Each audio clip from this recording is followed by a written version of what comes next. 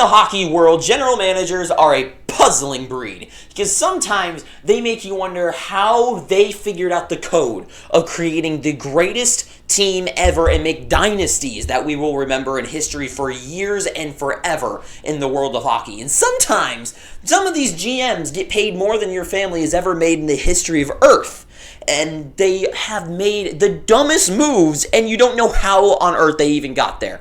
Today we're talking about GMs and the teams that have yet to make moves to fix up the holes on their squad that they know they have. So let's talk all about it. So welcome back to the O Hockey Show, and today we're talking about teams that have clear problems and the teams have not addressed them at all this offseason so far. So let's jump into it first up with the team that everyone loves to talk about, the Toronto Maple Leafs, of course. The Leafs, they've got a big hole. Mitch Marner is gone. That's 100 points a season that you're missing out on now.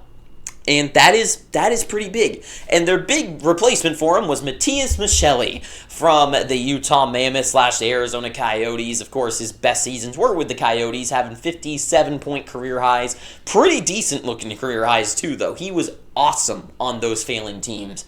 And this last year, though, was a pretty bad year. 55 games played, only 18 points. That is not very huge. Of course, I would imagine he jumps back into pretty decent play. But it makes you wonder, right? You could fumble with the lines as much as you want with the Maple Leafs. Sure, Maccelli fits good on the second line with Tavares, and you probably have it with Nylander. And that line makes sense, but it's still you're missing Marner because you're going to put Domi on the top line probably or whoever that whole lineup shakes out. You're still losing 60 points a season in this lineup. And to me, that is a problem. That is a hole for them to fix up. And regardless of that, this team's ambitions, this team's goal is to win a cup or at least have some kind of actual playoff success that means something other than, sure, you get past the first round that you should win no matter what, like against the Ottawa Senators and the bumbling Lightning last year. But once you finally face off a good team, you get slapped in the face. So Leafs, they got to fix that hole. I honestly don't know how you fix it. Maybe a Jordan Kyrou, you bring in a big goal scorer. The Blues want to get rid of him for some reason.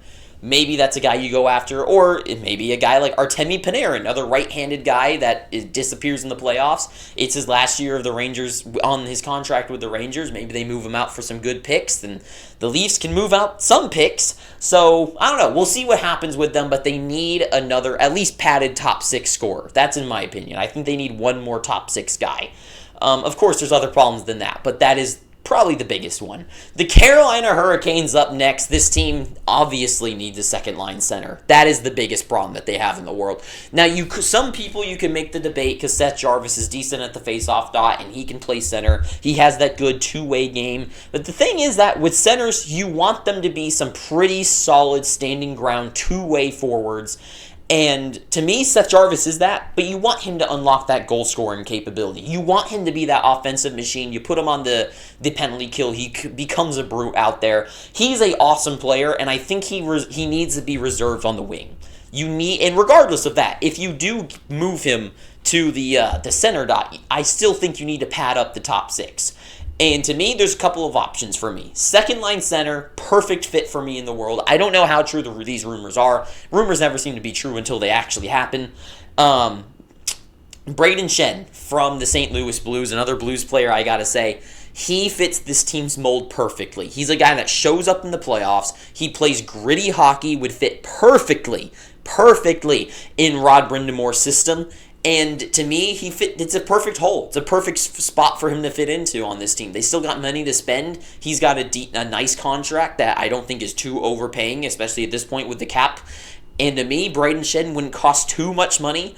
And if he's available for real, I would say the Canes need to buy in him big time. Also, playoff goal scorer, Jonathan Marchessault for me for the Carolina Hurricanes. They need to bring in a guy that scores goals. I know he's kind of the same thing, and people have been saying that about the Canes, about bringing in Ehlers, that it's more of the same, but still. Jonathan Marchessault, he's a smaller guy, but he plays hard hockey, and he's won a Conn Smythe. Just saying. Would really fit on the Canes.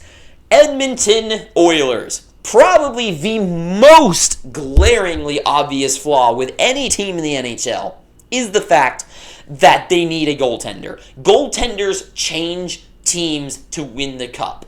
Look, if you swap the goalies of the last two matchups of the Stanley Cup playoffs, the Oilers win the Stanley Cup 2 years in a row. And that is just literally the straight up truth. And look, having a good goaltender is key, is necessary to winning the Stanley Cup. You look at the last 6, 7 Stanley Cup, 8 Stanley Cup, the last 15 years of Stanley Cup champion. Vasilevsky, Bobrovsky, Aiden Hill was on fire when they did win the Stanley Cup. Darcy Kemper has great moments. And then you get Jordan Binnington, who was on a iconic tear in the league. You have Braden Holtby on absolute fire. Corey Crawford was very good. You have to have a good goalie to win the cup. And Stuart Skinner is a fine, decent, above-average goaltender, in my opinion. But he is not that Stanley Cup winning number one goalie. And to me, the Oilers, the biggest thing for them, I don't know, and once again, I don't know what is up with me in the St. Louis Blues, but I would say John Gibson would have been my number one pick, but he's moved on to the Detroit Red Wings, and maybe things don't work out there in Detroit and he gets flipped. They need someone like that. They need a bona fide number one goalie that is strong and plays good and needs that opportunity to win again. To me, a Jordan Binnington, the way he won the Four Nations face-off, and we know his heroics in playoff hockey. Also, John Gibson, give him another shot at the playoffs. One of these goaltenders and all these kind of goalies have been up on the boards. Mackenzie Blackwood last year would have been, I think, a great add. You get Markstrom got flipped to the Devils. You could have added him to the squad. I know that's the Battle of Alberta, and that might not have been able to be doable, but to me, it's just this team has had opportunities to improve that spot and have not. They need to. So, Oilers, absolutely. Detroit. This is a team that needs defense. This is a team that should be trying to make the playoffs at this point. Really, do anything to be better as a team. You haven't. Fire Yzerman. That's really my point about the Red Wings. Do something. Because you either have two problems. One of these problems is true. Either one, the team is good enough to try to win a playoff, to get in the playoffs, so fix it, or Yzerman sucks at his job, and that's your problem, and fire him. One of the two is true, and one of them has to happen.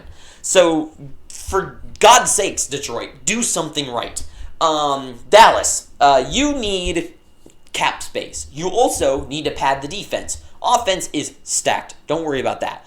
I think you need to help yourself out in the defensive realm. I think once your second line is Ilya Lyubushkin, I know Thomas Harley is on that line, or Esa Lindell, however things shake up, but no, you need a better defense. So you need to pad defense. You need to figure that out, and you have no cap to do that either.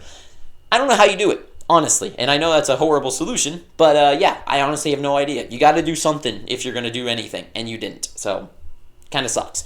Next, the Chicago Blackhawks. Sidney Crosby was in the finals for the first time when he was 20 years old.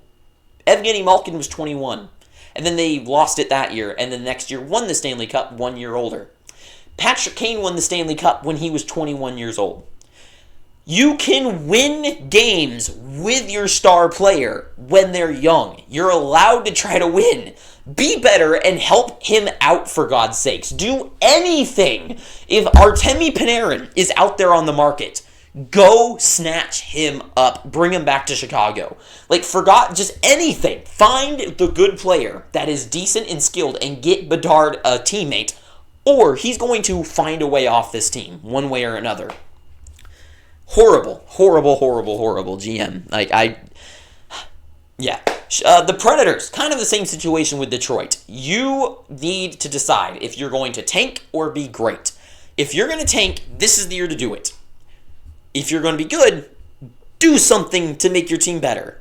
I don't know what the direction of this team is going to be. I feel like it's going to be the same thing as last year, but not as bad, because last year was just actually the worst thing that could have ever happened. But they're still not a playoff team. They're a team that gets in, they're out by 5 to 10 points.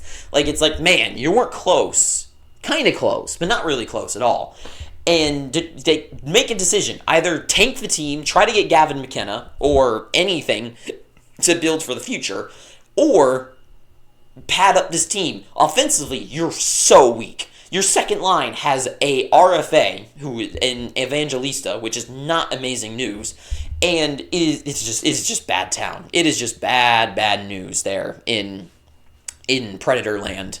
Also, did you see that thing of them wearing they went to like this, they had the rookies go to schools or some kind of camp, and it said Preds in the community? It's not very good. And last but not least, the Vegas Golden Knights. I don't know if Pietrangelo is actually injured. I'm guessing he actually will never play hockey again. That is my hope that is true. You need an Alex Pietrangelo replacement. As much as you think your team is amazing, as much as you might think that your Vegas team is actually stellar, it isn't. It is not good enough to win the Stanley Cup. You need that number one defenseman to win a cup. It is the same thing with having a number one goalie, and you need a number one center, I would say. You need you need a number one center, number one winger, a number one defense, and a number one goalie. I know that sounds so obvious, but a lot of teams that we have a lot of hopes for when playoff time comes around, and we all pick them to win the Stanley Cup, they're missing one of those things, and then guess what? They never win. Sure, Shea Theodore is great. Hannafin is great. They are not that they are perfect number two guys, but they're not that number one defenseman. That shuts down, stops plays, is big in the moment, right? You need that, and I don't know how the hell you get that, and I'm not saying you need to get a Norris caliber guy, but you need someone, and especially when you're in a market against teams like Dallas or teams like the Habs, when a Dobson or a big number one guy or can be a number one guy becomes available, you're going to get outbid because you have no money. So Vegas, I don't know what the hell you're going to do, but I could be wrong. I mean, maybe Aiden Hill as your goaltender is awesome, and without a number one defenseman to really save his ass sometimes, maybe things will all work. And maybe Mitch Marner, the disappearing act, is going to work in Vegas, and he can have his own show there. But that is all I got to say about these teams. We'll see if anything happens. I think Leafs will do something. I think the Canes will do something.